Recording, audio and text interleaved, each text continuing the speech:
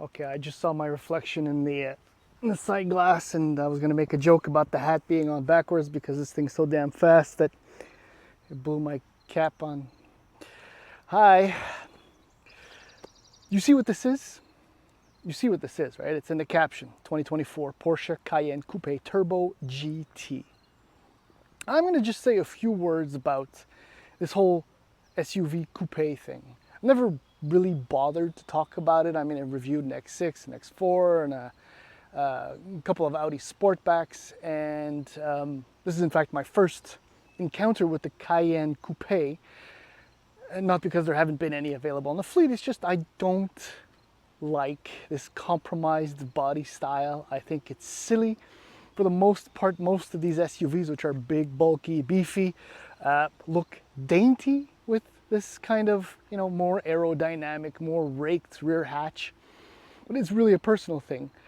But what it really truly is just a trend. And we can blame BMW for this trend. And I think they've kind of figured that out because I believe, if I'm not mistaken, that the X6 and the X4 are pretty much done. So maybe other automakers will follow suit and abandon this useless body style. What isn't useless, however, is the Turbo GT. I've driven a number of high-powered SUVs and cars, obviously, in the near 26-year career that I've had the privilege of having as an automotive journalist. And some of these vehicles, these high-powered vehicles, are just completely insane, defy all the laws, every law, just logic, gravity, name it, just all of them. And this thing absolutely is one of those. This thing is psychotic, it is angry, and it's easy to admit I absolutely love this thing. For a number of reasons, some of which are specific to the GT, others, I guess, are the way the vehicle was spec'd out by Porsche Canada. These people know what they're doing. Remember the Boxster? Oh, yeah. Ruby Star Neo. Anyway, obviously this thing is ridiculously expensive. It's just amazing. I don't like this, but thanks to the GT, you have a few extra add-ons that kind of make it a little bit more palpable. Anyhow, in the following video, we're going to do a few laps of this Cayenne Turbo GT in Arctic Gray, which is, if I am not mistaken, the launch color for this vehicle, which suits it nicely because it contrasts. Anyway, I'm getting ahead of myself as always. So yeah, a few laps of the Turbo GT, and then we'll experience the ferociousness. But no matter how big the grin or loud the grunts are as we accelerate in this thing, it's just not as I can't.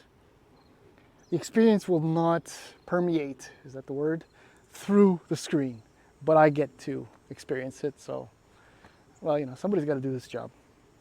Please hang in there. I've kind of said this about Porsche in the past. It's that I think every vehicle they do, they want to show off how good they are and how they can absolutely build anything they want. Right now, the suspension, right, because it's got the 3-chamber air suspension, is in off-road 2 mode. Yes, for a Cayenne GT, capable of 300 plus kilometers an hour top speed, that rolls on especially designed Pirelli tires, has an off-road 2 ride height. It's also got a super low ride height as well. Maybe, you'll see that in the gallery, but this is just Porsche being silly, and I love it because they can. They just can. And unfortunately, and I mean this with the utmost respect to every other automaker, only Porsche can get away with this. No one else can. Anyway, base price in the US for the Cayenne Coupe, I'm going to focus on the Coupe, is $89,800 top trim. This one, Turbo GT, $203,800. That's the starting price before lots of options. Canada, the base Cayenne Coupe is $98,800. Turbo GT starts at $225,200. Just so you know, this is how this is how the Cayenne Coupe brakes. Well, the Cayenne as a whole, as far as trims are concerned, you get in the base 348 horsepower. Then you get the next one, the E-Hybrid, 463 horsepower. Then you can move on to the S, which is 468 horsepower. Then you get to the SE Hybrid, which is 512 horsepower, and then the GTS 493. And then the Turbo SE, oh sorry, the Turbo, yes, SE Hybrid, 729 horsepower, and then this 650 horsepower. That's the hierarchy, if you wanted to know. The thing is that you need to know is that I don't care about the equipment. It's what makes the GT is what matters. So the middle ride height is 17 millimeters lower than the regular Cayenne. So it's got Porsche dynamic chassis control. It's got the Porsche active suspension management. I mentioned the 3-chamber air suspension. These 22-inch wheels, which this is an option. The color deep sea blue. It is to die for, and yes, those are, as you can very well see, ceramic. Usually yellow calipers over at Porsche means ceramic brakes, which are gargantuan. Speaking of gargantuan, these Pirelli P0 Corsa tires are designed for the Turbo GT, as I just mentioned before. It's got 4-wheel steering, power steering plus. There's carbon fiber everywhere, Alcantara, extra cooling, titanium sport exhaust. I'll get around to the other side. As I mentioned, this is Arctic Grays. The color's got the options, 4-zone climate control, Burmester audio, which is a $6,000 option, which, as far as I'm concerned, this is the only audio you need in most Porsches anyhow. It's got a passenger display, which I'll try and show you. What else? I don't know, a whole bunch of other stuff for, as it sits, about 250,000 Canadian dollars. That is a psycho amount of money, but this SUV is ballistic. It shouldn't be sold to just anyone. I like the Australian plan where people who buy super high powered vehicles are gonna have to get a specific driver's license. I think that's relevant experience could possibly apply, but 576 liters of boot space. Really like everything is just brilliant. Also, love the red spare tire, but there's no room under here, obviously. Lovely. You can actually adjust the rear suspension thanks to the air chambers for easier access and load, but look, I'm at the top. Anyway, it's a nice trunk. Not that it really matters in a Cayenne Turbo GT. Now we get, oops, yeah, this is a 4-seater. And I just move this. And now you get an idea of what we're looking at. These are, I mean, essentially buckets, mounted with some kind of storage tray in the middle. They are fabulous. What's also fabulous, carbon, by the way. Yeah, like I said, carbon. That's not carbon, but still, carbon, lots of carbon, lots and lots of carbon. This actually has, I think it's the optional sunshades for the rear. So when you pull up on the switch for the windows, the car's off, so it's not gonna work, but they rise. Very cool thing. Burmester, as I mentioned. The seats. The seats are specific to the Turbo GT, as you may have, well, now that you see. They're extremely comfortable, unbelievably supportive, very limited adjustments, which is what you want. Built-in headrest. It's wonderful. Steering wheel. This is just wonderful. It is wonderful. Carbon fiber. Like, everything is black, so I don't know. It's Porsche. Okay, and by the way, so now, key. So, as we would have expected, as we all know, as it's been done, right? So, you still started on the left, but now it's a button. It's just not the same. Like, I kind of like the 911 idea where you have a faux key where you have to turn it. But that's just commentary. So you got your screen there. You got your screen here. And I'm going to start it up. And you have a screen. Is it going to load? Yeah, there you go. You can see it. I mean, from the driver's side, see, you can't see it at all. Purposely designed that way to limit distractions. More carbon fiber. What else do you need to know? Oh, it didn't start up. There we go. Steering wheel.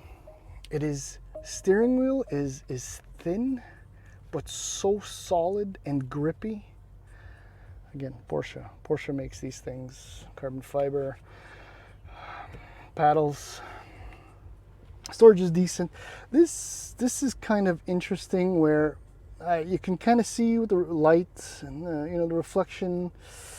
Sometimes it's not as It's not really obvious to work through the menus. Most of the time it's okay, but there aren't that many switches, thankfully. So it's not that bad. I'm looking for problems here. Help me, please. Disable screen. The whole Porsche Connect thing is really nice, and everything appears. There's a lot of menus, as you can see. I don't know what else to tell you. That's absolute must. I'm still undecided about this, but there isn't really anywhere else to put it unless you put it in there. This kind of cleans it up. The dashboard, I guess it's okay. Visibility is fantastic. It's just incredible. This is a sign that Porsche designs these cars for drivers, because you can clip an apex. You can actually probably see the next apex as you're tracking. If you don't look this, you seek out the next one and you aim. Anyway, I'm just getting excited for no reason. I'm sorry. This vehicle does this for me. Oh, geez, I almost forgot. Drive modes. So yeah, there you go. Normal, Sport, Sport Plus. I don't know if you can hear the exhaust. Maybe not. And then you can see it's actually lowering right there. And then, as I kind of mentioned, there's an off-road drive mode. We're gonna get to it. There we go. And I don't know why, but there it is, my friends. And then the red button. The red button is, oh, it's not okay, right. So it's because I'm not driving and I'm not in the drive mode.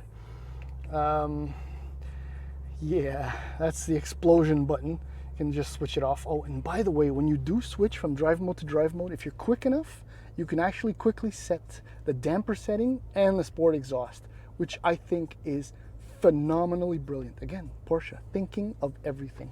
I've said so much useless stuff. It is now time to go for a drive.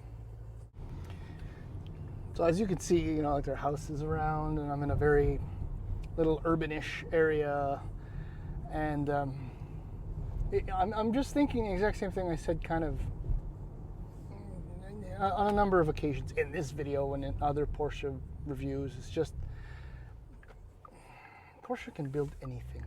I'm in the most hardcore, most violent, most powerful version, well, second most powerful version of the Cayenne, and I'm just driving about. Everything in here is serene, comfortable, smooth, civilized. I mean, a Porsche is also a luxury automobile. And even this GT, thanks to the PASM and the air suspension, and despite the massive tires, 315 section in the back, huge, massive. And with the exhaust on normal, this is, I don't want to say, like ultra Range Rover kind of like serenity, quietness, but it's not that far off. Really not that far off. And with the four-wheel steering, Porsche torque vectoring, all of that, it's, I don't know. What else can I tell you that doesn't sound like I'm sold on the idea of Porsche, or so I discovered recently is how it should be pronounced, but it's too late now. It just keeps getting better. And the steering plus is insane. There's a weird thing though, when you do take off, or when you drive, and you switch from one mode to another, the on-center immediate response takes like a few tugs and then it tightens up. I guess maybe that's in the programming, because at low speeds you don't want steering to be really, really hard and heavy. So I'm gonna chalk it up to that. The other thing is, well, thank you for changing your mind. The other thing is the twin turbocharged 4-liter V8. I'm in normal now, and I'm just, not gonna mess about. I'm gonna go in Sport, in Sport Plus, hit the dampers in normal, and then, push to pass. Oh, the 8-speed Tiptronic S. I don't know, you may have noticed that, but when it shifts, I was a little bit off camber as I was getting onto the highway. The whole SUV shook ever so slightly when it shifted. This Tiptronic S is also insane. It can be docile, as I was just driving, and then you can just, and it just wants to rip the gears to shreds.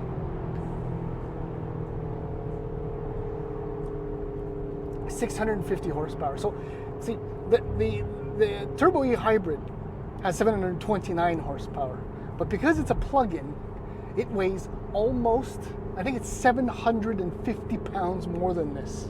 That's why this thing will do 0 to 100 kilometers an hour in only 3.3 seconds, whereas the heavier e-hybrid with 79 extra horsepower and extra torque, yeah, so it's 650 horsepower this, at 6,000 RPM and 627 pound-feet of torque from 23 to 4,500 RPM, which means that just the grid. Sorry,